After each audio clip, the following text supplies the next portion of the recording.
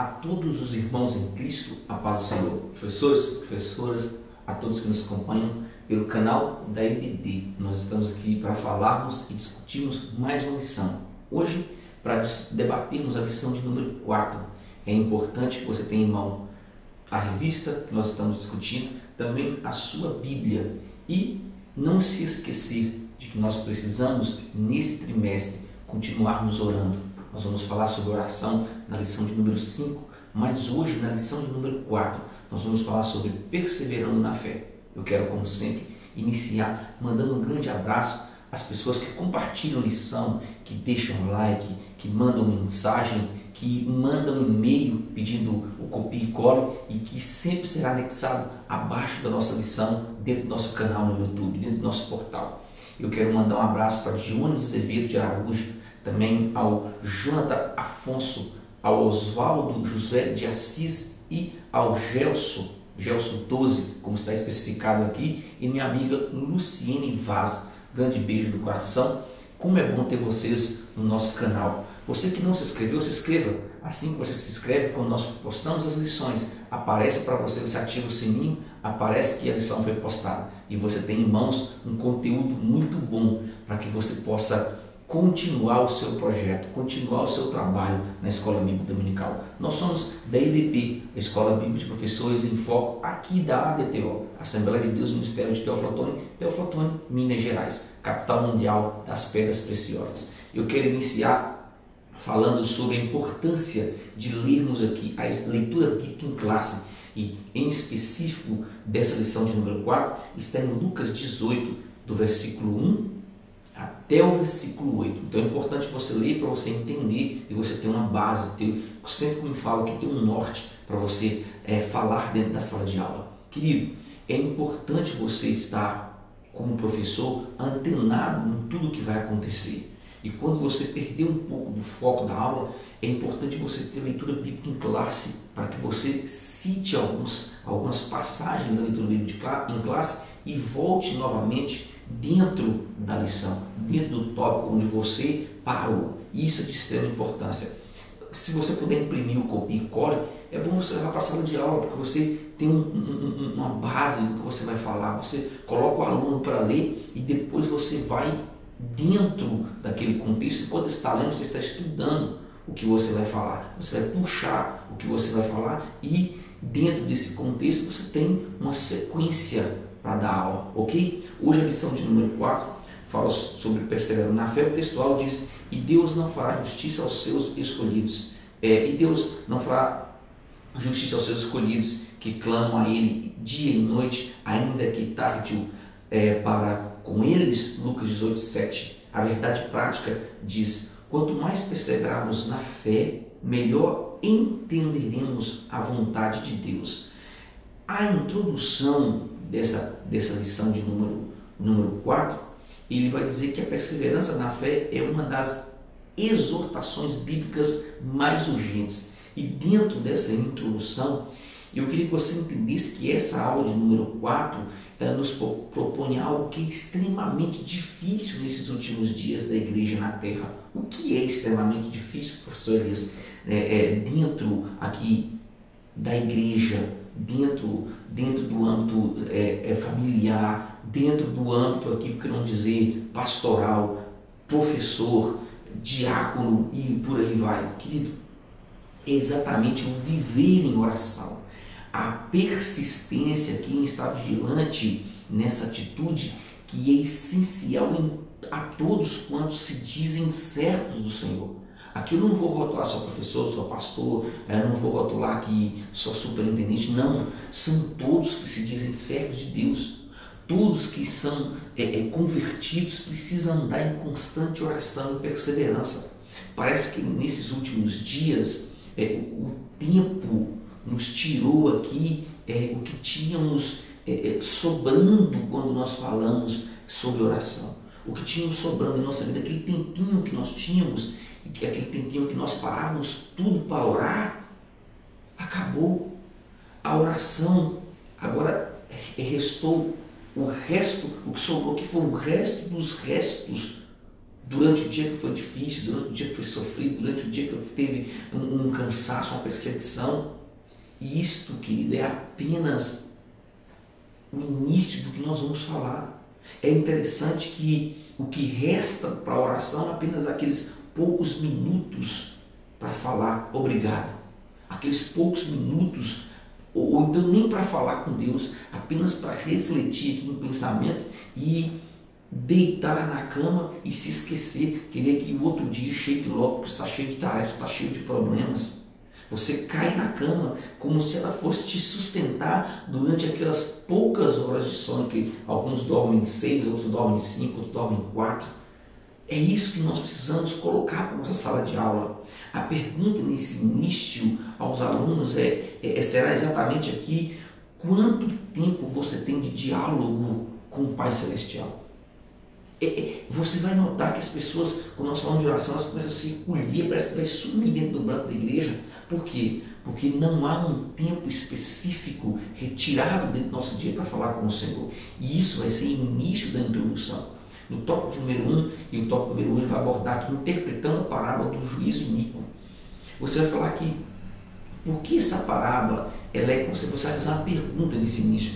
E o próprio autor da revista, o Gabi, ele inicia falando que essa parábola é uma parábola muito difícil. Você vai perguntar por que essa parábola é considerada a mais difícil entre todas que foram contadas por Jesus. Nós precisamos entender aqui que a exposição de Jesus não é uma exposição sobre um Deus injusto. Isso aqui deve ser tirado, porque é um paralelo entre um juízo injusto, e às vezes nós queremos colocar isso, por se tratar de oração, como se Deus fosse injusto. Muitas pessoas colocam isso. Ou então, um Deus que não atende a oração dos seus filhos imediatamente. Isso deve ser tirado aqui. A parábola é exatamente aqui uma demonstração de cuidado. Cuidado quem? Cuidado às viúvas e aos órfãos, que sempre existiu no mundo antigo. Sempre existiu naquele período, que nós chamamos de período do Antigo Testamento. Aqui há algo interessante. Do ponto de vista estrutural, as primeiras vítimas das injustiças e alvos de descasos e de tentativas de fraude e exploração eram justamente quem? As viúvas e os órfãos. É por isso que o sacerdote tinha que intervir. É por isso que existia e é por isso que existe a igreja até hoje.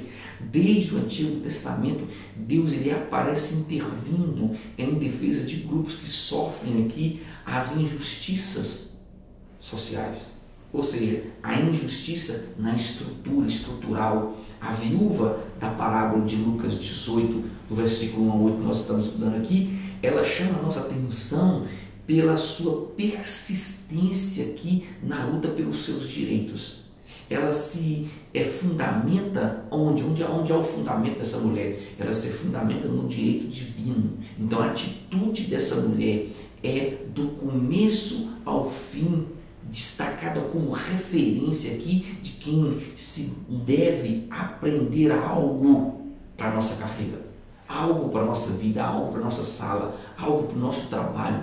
Diante da violência do sistema injusto, querido, é preciso resistir aqui com firmeza e intrepidez. E poucas pessoas hoje param para analisar sobre o que é persistir, sobre o que é continuar. Você pode estar sofrendo aqui, ou você sofreu. Eu tenho certeza que quem está me assistindo aqui, e eu falo isso com muita clareza, quem está nos assistindo, quem está diante de uma escola bíblica dominical, ele já sofreu ou sofre injustiça dentro da igreja, dentro do trabalho, dentro da faculdade.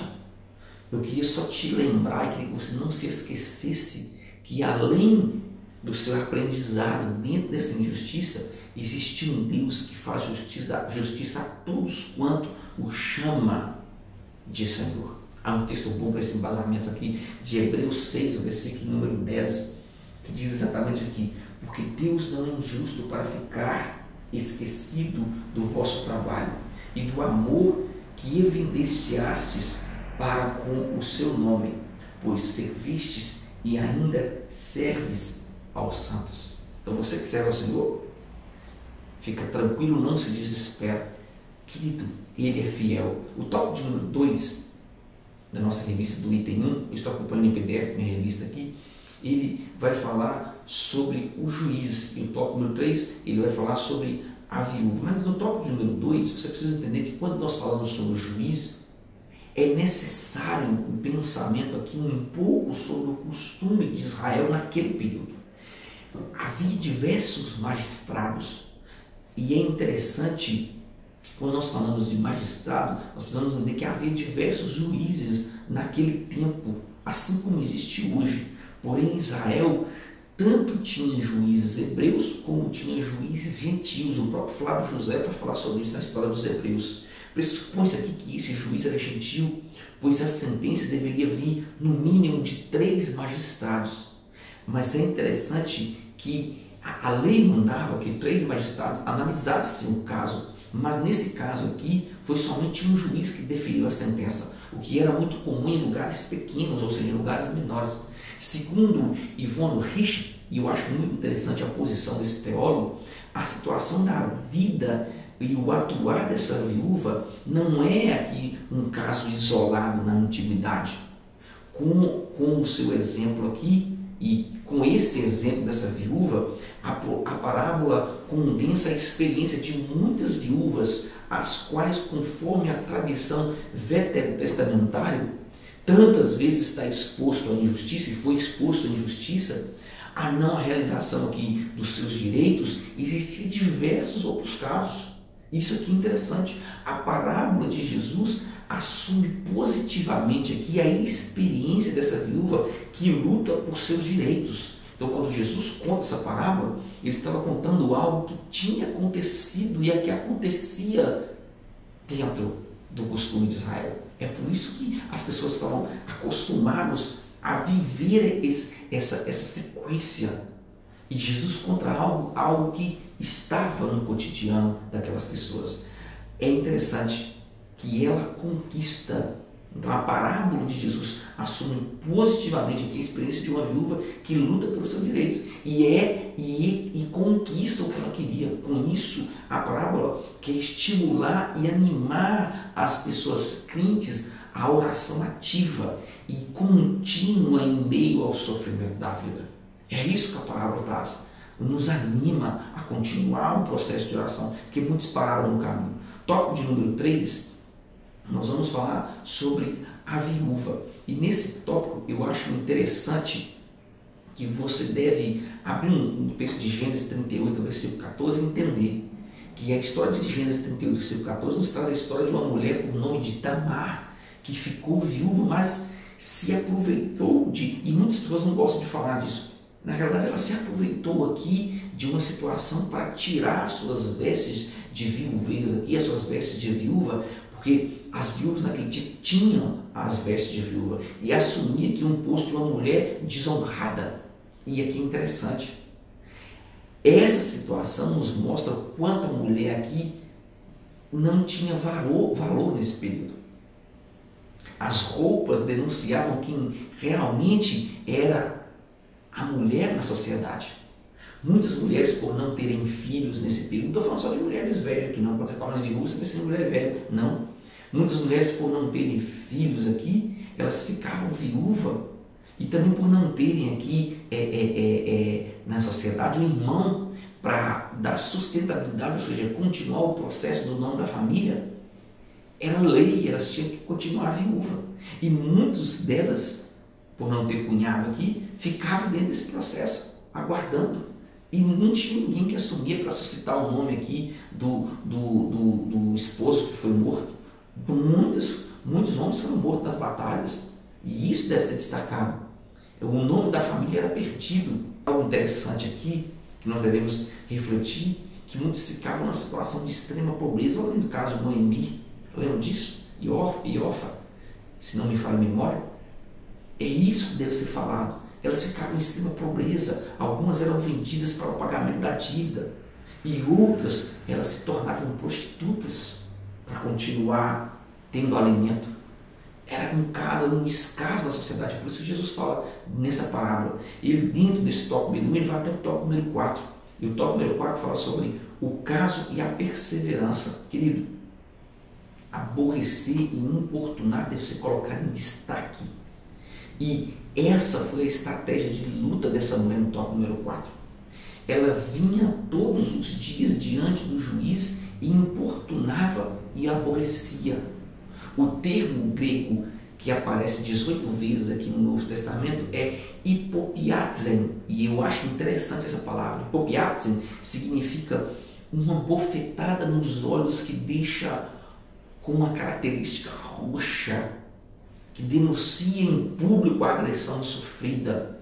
E nesse paralelo aqui, o uso desse termo na parábola não quer dizer aqui que isso tenha acontecido, que ela deu um soco no juiz, não, de maneira nenhuma, mas que o juiz temia que isso pudesse acontecer, porque ele causaria aqui muito constrangimento público.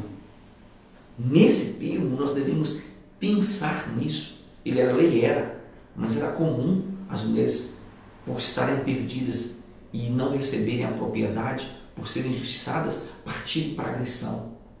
É isso que deve ser falado. Por isso ele é coagido aqui pela ação ativa, insistente e ameaçadora da viúva em agir em favor a ela. Naquela mulher obstinada, o insensível magistrado encontrou aqui um adversário à sua altura.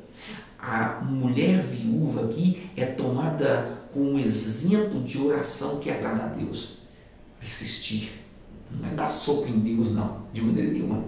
É você persistir todos os dias, não parar. Dentro da sua sala tem pessoas que têm filhos desviados, têm irmãos desviados que pararam de orar. Tem pessoas que tinham diversos sonhos que foram paralisados no tempo, se esqueceram, pararam de buscar. A sua ação incansável, que é obstinada em busca da justiça e do direito, é o exemplo maior de fé e oração esperada aqui. Por quem? Pelo próprio Deus. Mateus diz: batei e abre-se-vos-á, buscai e achareis. Queridos, isso é muito interessante. É muito interessante. Tópico número 2, ele vai falar sobre a bondade de um Deus justo. Essa parábola aqui, contada pelo próprio Filho de Deus, não poderia mostrar aqui aos ouvintes um Deus diferente do que as Escrituras narravam. Se realmente Jesus é o Filho de Deus, e Ele é o Filho de Deus, Ele ia narrar um Deus bondoso, um Pai afetuoso, um Pai querido, um Pai amável que ama seus filhos. Se Israel permanecesse fiel, ela colheria bênçãos. Mas onde estavam essas bênçãos se eles estavam sob o jugo de Roma? Essa é a pergunta, entenda? Eis a questão, querido. Porque Jesus falava sobre a oração. Eles deixaram a fraqueza, eles deixaram o desânimo, eles deixaram os problemas dominarem a maior promessa feita por Deus em todos os tempos, desde o Antigo Testamento. Qual foi a promessa? A promessa de enviar o Messias. A promessa de enviar que o Mashiach no original. Muitos já não oravam. Muitos já estavam dormindo, assim como muitos estão se esquecendo que aquele que subiu também descerá até as nuvens e nos arrebatará. Ou seja, levará a sua noiva para estar diante do Pai, ok? Você vai falar isso no tópico número 2. No tópico número 2 do item 2, você vai falar sobre, dando continuidade aqui, dentro do nosso tema, e ele vai abordar Deus é justo, dentro do tópico número 2. Quando você abordar esse tópico, nós devemos explicar à nossa sala algo que nunca se deve esquecer aqui ao longo de toda a trajetória cristã. A fidelidade de Deus. Não se deve esquecer. Quando Paulo diz em 2 Timóteo 2,13 que ainda que nós sejamos infiéis, ele permanece fiel, pois não pode negar a si mesmo, ele está lembrando a Timóteo sobre a fidelidade de um Deus que não falha, sobre a fidelidade de um Deus que tem prazer em cumprir as suas promessas. Ele exorta aqui o novo pastor, ou seja, o novo líder, a entender que existiria problemas, que existiria dores, iriam se levantar contra ele no ministério, assim como se levanta contra você na sua sala, mas ele não poderia esquecer que mesmo ele sendo infiel, mesmo ele estando cheio de problemas, o Deus Todo-Poderoso permaneceria fiel para sempre. Faça aqui uma análise rápida de sua vida como professor. Peça ao seu aluno fazer uma análise rápida sobre a vida dele ao longo dos anos e veja a fidelidade de Deus até hoje. Veja o quanto Deus te guardou, quantos livramentos Deus te deu para que você estivesse sentado ou para que você, professor, estivesse ensinando hoje. É isso que você deve levar para o seu aluno, ok? Tópico de número 3, ele vai abordar Deus assume a nossa causa, caminhando aqui para o item, para o final da revista. Nesse tópico número 3, nós precisamos apresentar dentro desse tópico o termo hebraico usado para a palavra assumir. E eu circulei essa palavra aqui. Airo significa se levantar, assumir. Então, isso mostra que o nosso Deus se levanta em favor de seus filhos. Ele assume quando você coloca nas mãos dele. É interessante quando nós falamos que Deus se levanta, porque a parábola mostra um juiz iníquo fazendo justiça a uma mulher porque a mesma foi persistente. Imagina aqui o nosso Deus como Pai. Será que ele se esqueceria aqui de um filho que está longe? De um filho que... Não, aqui é algo interessante. Há um texto muito bom que eu amo esse texto. Isaías, ele alega de fato, 49, versículo de número 15. Acaso pode uma mulher esquecer-se do filho que ainda mama, de sorte que não se compadeça do filho do seu ventre? Mas ainda que esta viesse se esquecer dele, eu, todavia, não me esquecerei de ti. Deus não se esqueceu de você. Eu não sei porque eu estou ministrando, Deus está me levando, porque eu estou arrepiando todo aqui, a te falar que Ele te ama e que o projeto é grande na sua vida. Não para, querido. Não pare. Não deixe que as tristezas, as mágoas te tire o maior projeto, que é morar no céu. Tópico número 3. Vai falar sobre a perseverança da viúva e uma imagem para nós. Algo interessante. A oração é a base aqui de um castelo que será construído ao longo de muitos anos de evangelho até que o mestre volte. Quem falou isso? EBS, Elias Barbosa da Silva, fui eu. Entenda isso. A oração é a base do seu castelo, que será construído ao longo de muitos anos de evangelho, até que o mestre volte. Nós precisamos nos fortalecer, querido, antes que venham os maus dias. Muitos não estão preparados aqui para enfrentar a angústia, para enfrentar as decepções, as afrontas, assim como o próprio Cristo enfrentou em seu ministério. Muitos não estão preparados. Nós, como professores, devemos desenvolver aqui, como o próprio Cristo desenvolveu, uma vida e uma atitude de oração. Nosso ministério só terá êxito quando entendermos que esse alicerce deve ser bem elaborado, deve ser bem edificado, e a base deve ser a oração. A base deve ser buscar o Messias em todo o tempo. E isso não podemos de maneira nenhuma esquecer. Isso nós não devemos deixar de lado. É o dever de nós professores, de nós pastores, de nós líderes no geral. Ok? Tópico de número 2. Nós vamos iniciar com uma pergunta e diversas perguntas. Eu vou falar sobre a perseverança no tópico de número 2. Há algo interessante quando nós falamos de perseverança. Você vai perguntar: o que é viver em perseverança? O que é viver em perseverança, querido?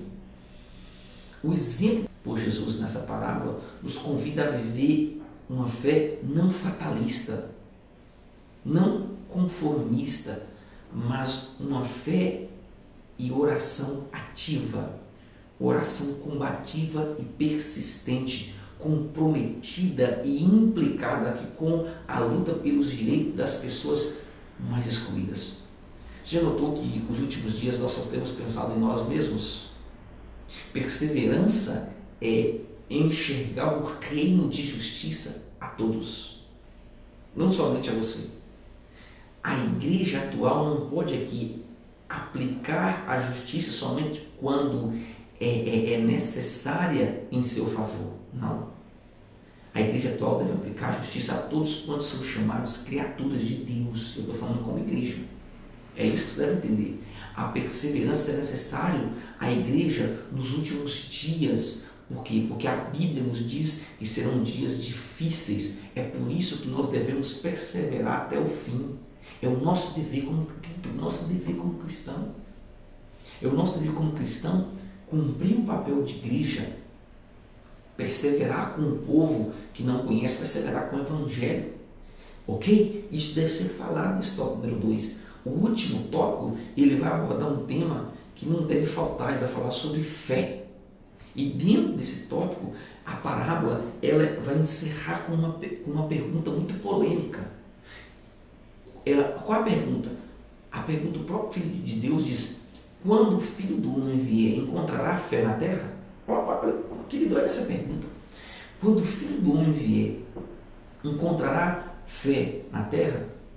O exemplo da viúva persistente fica aqui claramente apresentado como um modelo a ser seguido pela comunidade de discípulos e de discípulas, de mulheres e de homens que se dizem discípulos do Senhor. A advertência de Jesus é quanto à espera ativa e persistente pelo reinado de Deus. Há algo muito interessante nisso. A fé aqui referida é sinônimo da postura e da ação da viúva em que, na situação de injustiça, no qual parecia haver total ausência de Deus, ela se implica de maneira insistente e incansável. Entenda? Aqui é algo interessante.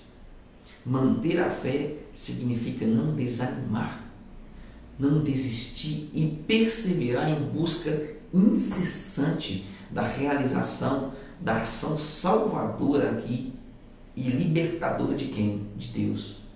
Às vezes nós temos alguém que está num processo de conversão e nós deixamos no meio do caminho, porque nós falamos assim: não consigo mais, não, vou parar, dá muito trabalho. Não, a fé salvadora e libertadora de Deus tem que persistir, tem que ser todos os dias. Nós não estamos tendo tempo para pregar a palavra vagaroso para alguém, para abrir um texto para alguém, quando alguém diz assim: abre em João, você folheia a Bíblia rápido e dá para a pessoa. Por quê? Porque você não tem paciência de explicar livro por livro.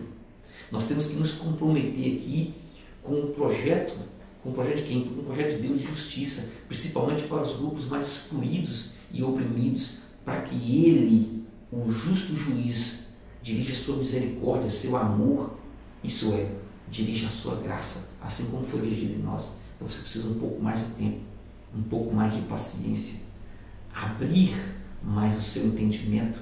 Nós estamos fazendo tudo uma correria. E nós, como professores, não devemos fazer isso. Paciência é um discipulado. Nós fomos discipulados. É o nosso dever discipular outras pessoas. Ok?